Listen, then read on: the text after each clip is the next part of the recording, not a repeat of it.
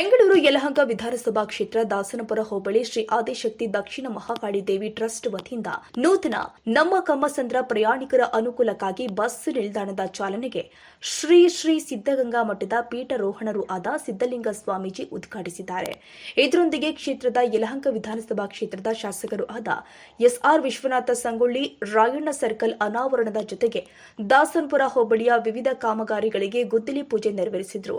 ಶ್ರೀ ಆದಿಶಕ್ತಿ ದಕ್ಷಿಣ ಕಾಳಿಕಾ ದೇವಿ ಅಮ್ಮನವರ ಧರ್ಮದರ್ಶಿಗಳು ಆದ ಯತೀಶ ಕಮ್ಸಂದ್ರ ವೇದಿಕೆ ಮೇಲೆ ಬರಮಾಡಿಕೊಂಡು ಶಾಸಕರಿಗೆ ಹಾರ ಶಾಲುಗಳೊಂದಿಗೆ ಸನ್ಮಾನ ಮಾಡಲಾಗಿದೆ. ಜೊತೆಗೆ ಸಮಾಜ ಸೇವಕರು ಆಗಿರುವಂತಹ ಅರಸೀಕೆರೆ ಉಮೇಶ್, ಬಿಜೆಪಿ ಹಿರಿಯ ಮುಖಂಡರು ಆದ ಕುಳ್ಳಿಗಾನಹಳ್ಳಿ ವೆಂಕಟೇಶ್, ಕಮ್ಸಂದ್ರ ನರಸಿಂಹಮೂರ್ತಿ, ದಾಸನಪುರ ಹೋಬಳಿ ಮಂಡಲ ಅಧ್ಯಕ್ಷರು ಆದ ನರಸೇಗೌಡರು, ಮಾಚೋಹಳ್ಳಿ ಗ್ರಾಮ ಪಂಚಾಯಿತಿ ಸದಸ್ಯರು ಆದ ಶಶಿಕುಮಾರ್, ಆನಂದ, ಎಂಜೆಆರ್ ಗ್ರೂಪ್ಸ್, ಮಧು ಪಟೇಲ್, ಗಂಗರಾಜು ಉಪಸ್ಥಿತರಿದ್ದರು. ನ್ಯೂಸ್ 81 ಕನ್ನಡ.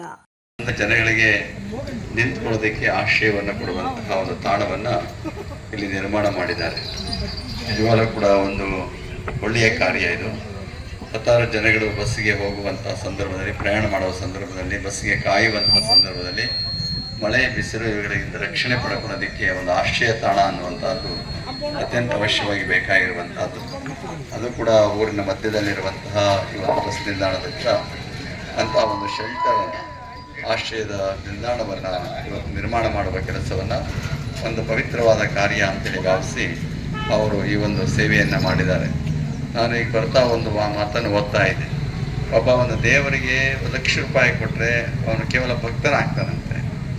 ಆದರೆ ಯಾರಿಗಾದ್ರೂ ಒಂದು ತುತ್ತು ಅನ್ನ ಕೊಟ್ಟರೆ ಊಟ ಮಾಡೋದನಿಗೆ ದೇವರು ಆಗ್ತಾನಂತೆ. ಹಾಗೆ ಇವತ್ತು ಲಕ್ಷ್ಮೀ ದೇವಸ್ಥಾನ ಒಂದು ಕಡೆ ಇದ್ದರೂ ಕೂಡ ಅದರ ಭಕ್ತಿ ಶ್ರದ್ಧೆಯ ಜೊತೆಗೆ ಇಂತಹ ಒಂದು ಲೋಕೋಪಕಾರವಾದಂತಹ ಕಾರ್ಯವನ್ನು ಇವರು ತಂದೆ ತಾಯಿಗಳ ಹೆಸರಿನಲ್ಲಿ ಇವರೆಲ್ಲರೂ ಸೇರಿ ಮಾಡಿದ್ದಾರೆ. ಅವರ ನೆತ್ತಿಯ ಮೇಲೆ ನೆರಳು ಕೊಡ್ತಾ ಇದ್ದೀರಲ್ಲ, ಅದವರಿಗೆ ಒಂದು ಸಂತೋಷ ಕೊಡುವಂತಹ ಸಂಗತಿ. ದೇವರ ಸೇವೆ ಅನ್ಬೇಕು. ಸಂತೋಷಂ ಜನಯತ್ ಪ್ರಾಜ್ಞ ತದೇವ ಈಶ್ವರ ಪೂಜನಂ ಅಂತಾರೆ. ಯಾವುದಪ್ಪ ದೇವರ ಪೂಜೆ ಅಂದರೆ ಒಂದು ಕಡೆ ಪೂಜೆ ಮಾಡೋದು ಒಂದು ಕಡೆ ಇರಲಿ, ಆದರೆ 4 ಜನಗಳಿಗೆ ಒಳ್ಳೆಯದನ್ನು ಮಾಡುವಂತಹ, ಸಂತೋಷ ಮಾಡುವಂತಹ ಕೆಲಸ ಮಾಡಿದ್ರೆ ಅದು ದೇವರಿಗೆ ಪ್ರಿಯವಾದ ಕಾರ್ಯ ಅಂತ. ಹಾಗೆ ಅಂತಹ ಒಂದು ಆದಿಶಕ್ತಿ ಲಕ್ಷ್ಮಿ ಮತ್ತು ಕಾಳಿಕಾ ದೇವಿಯರಿಗೆ ಪ್ರಿಯವಾದಂತಹ ಒಂದು ಕಾರ್ಯವನ್ನು ಅವರು ಮಾಡಿದ್ದಾರೆ ಎನ್ನುವ ಮಾತನ್ನು ಈ ಸಂದರ್ಭದಲ್ಲಿ ಹೇಳ್ತಾ